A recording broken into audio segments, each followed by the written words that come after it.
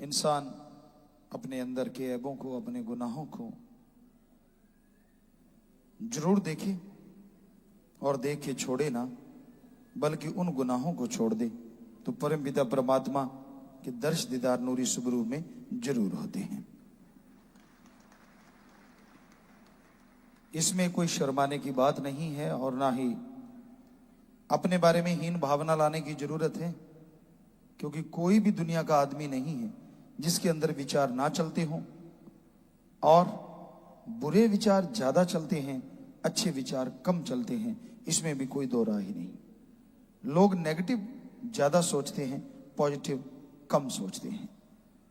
बच्चा कहीं भी जा रहा है, उदाहरण के तौर पे एक बच्चा हवाई जहाज या जहाज में सफर करता है तो उसकी मां डरती है और बुरा सोच लेती है, क्रैश ना हो जाए, फलाना हो जाए, ये ना हो जाए।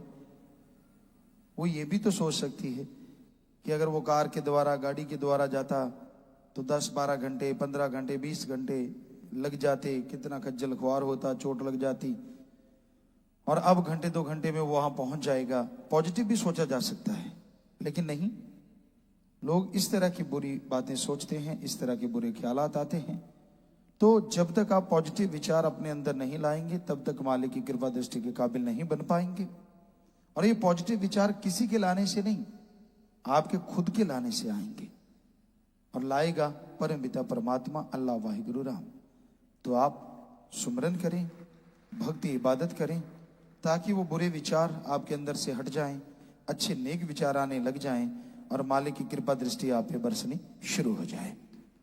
तो इसके लिए आप सेवा कीजिए, सुमरन कीजिए, मालिक से मालिक को मांगते हुए आगे बढ़िए, तो यकीनन आप मालिक की कृपा दृष्टि के काबिल बनेंगे।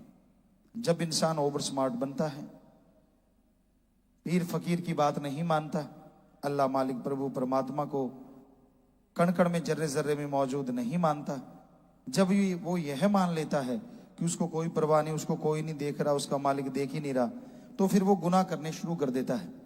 और जब वो गुनाह करता है, शुरू शुरू में उसे कुछ महसूस नहीं होता, थोड़ा महसूस होता है राम नाम लेने वालों को कि वो बुरा कर्म क्यों कर रहा है, वो हुक्म से बाहर क्यों जा रहा है, थोड़ा एहसास होता है। पर जो उनको गलत रास्ते पे लेके जाते हैं वो वाह वाह करते हैं, उंगली लगाते हैं, शाबाशी देते हैं, कोई फर्क नहीं पड़ता, ये देखो, वो देखो, फलां को देखो, उदाहरण देते रहते हैं। और वो आदमी बुरे कर्मों में और आगे बढ़ता है और आगे बढ़ता है, और एक दिन उन बुरे कर्मों की वजह से ऐसी मार पड़ती है, कहीं तो चारपाई से नहीं उठ पाते, किसी के कोई परिवार में ऐसी परेशानियां आ जाती हैं। तो बुरा कर्म नहीं करना चाहिए, क्योंकि बुरे कर्मों का लेने का देना पड़ेगा ही पड़ेगा, इस जहान में, अगले जहान में। तो आप ओवर स्मार्ट मत बनिए। वो हर पल की खबर रखता है, उसे पल पल की खबर है, सब जानता है वो, लेकिन वो दया का सागर है, रहमत का दाता है अल्लाह वाहिगुरु राम। वो इंसान को मौके देता रहता है कि बच्चा बुरे कर्म छोड़ दे, बुरे कामों से परहेज कर ले, अब रुक जा, अब रुक जा, अब रुक जा। वो अपने संतों के द्वारा, पीर फकीरों के द्वारा जीवों को चिताता रहता है, रोकता रहता है। और कई ऐसे ढीठ होते हैं जो नहीं मानते, फिर जब उनके शरीर पे कुछ आता है या परिवार में ऐसा कोई परेशानी खड़ी हो जाती है, तब चिल्लाते हैं, तब रोते पीटते हैं, सिर पटकते हैं। पर फिर पछताए होत क्या, जब चिड़िया चुग गई खेत, श्वासा बीता जात है हरी से कियो ना हेत, फिर पछताए होत क्या, जब चिड़िया चुग गई खेत। फिर पछताने से कुछ नहीं होता, क्योंकि पहले तो माना नहीं, पहले तो जवानी के जोश में, या अपनी खूबसूरती, या अपनी अकल कि मेरे में बहुत ज्यादा अकल है, मैं बड़ा समझदार हूं, इत्यादि इत्यादि इत्यादि तरह तरह की भावनाएं अंदर आती हैं, और मन जालिम अपने सदगुरु पीर फकीर के वचन नहीं मानने देता, मालिक से दूर करता चला जाता है। और वो इंसान फिर पीर फकीर की, अल्लाह वाहिगुरु की निंदा करनी शुरू कर देता है। उसको लगता है मेरे में दिमाग बहुत है, मैं बड़ा अकल वाला हूं, मैं तो मालिक को भी बेच सकता हूं, मालिक को भी भरमा सकता हूं। पर वो दया का सागर है, सबकी देखता है, हंसता है, चुप हो रहता है। पर संतों द्वारा वो आगाह जरूर करवाता है, चेतावनी जरूर देता है कि बच जाओ भाई, बुरे कर्म छोड़ दो, मत करो बुरे कर्म, क्योंकि बुरे कर्मों का लेखा जोखा एक दिन भोगना पड़ेगा, और ये अकल, ये दिमाग धरा धराया रह जाएगा। कई नहीं मानते, उनको उतना ऐसे ही है, कुछ नहीं होता, करते रहो जो मर्जी, जो दिल में आए। तो फिर संतों को बाद में दोष मत दीजिए, जब आप अपने कर्मों का फल भोगेंगे, जब आप दुखी परेशान होंगे, जब आप अपने पांव पे कुल्हाड़ा मार रहे हैं, कल को लंगड़ा के चलेंगे तो उसके आप दोषी हैं। इसलिए पीर फकीर की बात को सुनो, अमल करो, बुरे कर्मों से परहेज करो, रोजाना 5 मिनट सुमन करो, कम से कम एक अलग से, और उसमें ये सोच के सुमन करो, मालिक मेरे में जो अवगुण है, मेरे में जो कमियां मुझे दिखा दे और इतनी हिम्मत बख्श कि मैं दूर कर दूं। और आधा घंटा सुबह शाम सुमन कीजिए, सेवा कीजिए, तो वो जो दिखाए हुए बुरे कर्म हैं, दिखाएगी आपकी बुरी आदतें हैं, उनको छोड़ते जाइए, तो मालिक की दया में रहमत के काबिल आप बनते जाएंगे। और कलयुग के समय में इंसान दुनियादारी में, काम धंधों में इतना मस्त हो गया कि उसे ओम हरि अल्लाह वाहिगुरु गॉड याद ही नहीं रहता। हम कभी ये नहीं कहते कि दुनियावी काम धंधा नहीं करना है। इस धरती पे जन्म लिया है तो कर्म जोगी बनना लाजमी है, और कर्म अच्छे करने हैं, बुरा नहीं करना। अच्छे कर्म कैसे संभव है? आप समाज में रहते मेहनत करो, खेती बाड़ी है, नौकरी पेशा है, दुकानदार हैं, बिजनेस व्यापारी हैं, कोई भी काम आप करते रहिए, लेकिन काम करते हुए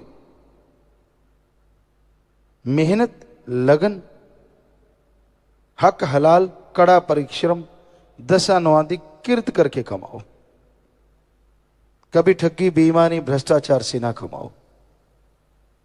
कभी नहीं रोका जाता कि आप कर्म ना करो, कर्म करो, पर बुरे कर्म ना करो। कर्म करना तो इंसान के लिए अति जरूरी है। जो कर्म नहीं करते उनका मन बिगड़ैल हो जाता है। बैठे बैठे योजनाएं बनाते हैं, ये कर लेंगे, वो कर लेंगे, और आखिर वो पाप की तरफ बढ़ जाते हैं। बुरे काम करने में, ठगी, बेईमानी, भ्रष्टाचार की तरफ बढ़ते चले जाते हैं। उनके दिलो दिमाग में ये बात घर कर जाती है कि ऐसे नहीं तो रातों रात ऐसे अपने अमीर बनेंगे, ये करेंगे, वो करेंगे, फला करेंगे, इत्यादि इत्यादि। तो कर्म बुरे ना करो, अच्छे कर्म करो, मालिक का नाम जपो, तभी आप मालिक की कृपा दृष्टि के काबिल बन सकते हैं। इंसान कर्म करता रहे और ज्ञान जोगी भी बना रहे। आपको ज्ञान हो, आप जौन सा कर्म करने जा रहे हैं वो कहीं गलत नहीं, क्योंकि जो गुरु पीर फकीर सच्चे का बन जाता है, हम 100% गारंटी देते हैं, उसे कर्म करते समय ये मालूम हो जाता है कि ये कर्म बुरा है और ये कर्म अच्छा है। हो ही नहीं सकता एक सत्संगी को ये पता ना चले कौन सा कर्म बुरा है और कौन सा अच्छा है। लगातार सुमरण करने से अच्छे कर्मों में चलने की मदद मिलती है, और सुमरण न करने से मन बहक जाता है। पता होते हुए भी इंसान बुरा कर्म कर बैठता है, कई बार अनजाने में होता है, तो उसे मालिक पल में मुआफ कर देते हैं और बदले में खुशियों से माला माल कर देते हैं। कर्म बुरा ना करो, सोच के बुरा ना करो, हमेशा मालिक से अच्छे कर्म के लिए दुआ करो और सुमरन करो, तो यकीनन आप अच्छे कर्मों की तरफ बढ़ेंगे। सुमरन करते हुए मालिक की दया में रहमत के काबिल बनते जाएंगे और खुशियों से माला माल हो जाएंगे। कौन नहीं चाहता इस संसार में उसे खुशियां मिले? ऐसा तो कोई आदमी नहीं जो अपने लिए दुख चाहता हो, गम चाहता हो, बीमारियां चाहता हो। ठीक है, कोई अपने जीवन से ऊब जाए, दिमाग पे बोझ पड़ जाए तो बात अलग है, ऐसा सोचने लग जाए। अदरवाइज नॉर्मल माइंड जिनका है वो कभी ये नहीं सोचते कि जीते जी उनको गम, दुख, दर्द, परेशानी, बीमारियां आए। वो तंदुरुस्ती चाहते हैं, परिवार की तंदुरुस्ती चाहते हैं, और तंदुरुस्ती भी एक नियामत है मालिक की, और उस नियामत को बनाए रखने के लिए मालिक का नाम जपने के अलावा और कोई तरीका नहीं है। मेहनत कीजिए, कड़ा परिश्रम कीजिए, शरीर तंदुरुस्त रहता है, लेकिन आत्मा तंदुरुस्त होगी तभी शरीर की तंदुरुस्ती का फायदा उठाया जा सकता है। तो काम धंधे के साथ साथ मालिक के नाम का जाप करते रहें। सुमरन अति जरूरी है। सुमरन के बिना बात नहीं बनती। जब तक इंसान सुमरन नहीं करता, मालिक की खुशियां हासिल नहीं कर पाता। तो इसलिए भाई, चलते बैठ के लेट के काम धंधा करते सुमरन जरूर किया करो। सुमरन खुशियों का घर है।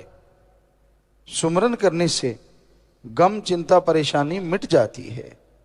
इसलिए सुमरन से अपनी आत्मा को जोड़ो, और यहां तक संभव हो जो भी कोई बुराई की दलदल में फंस जाते हैं उनको सुमरन से जोड़ो। एक इंसान को अगर आप अल्लाह वाहिगुरु राम के नाम से जोड़ देते हैं तो जिस तरह मां से बिछड़े बच्चे को उससे मिला दो, उससे हजारों गुना बढ़ के आपको मालिक खुशियां बख्श देंगे। धन धन सतगुरु तेरा ही आसरा। सभी सार संगत जी से निवेदन है कि मेरा चैनल जरूर सब्सक्राइब करें जी। धन धन सतगुरु तेरा ही आसरा।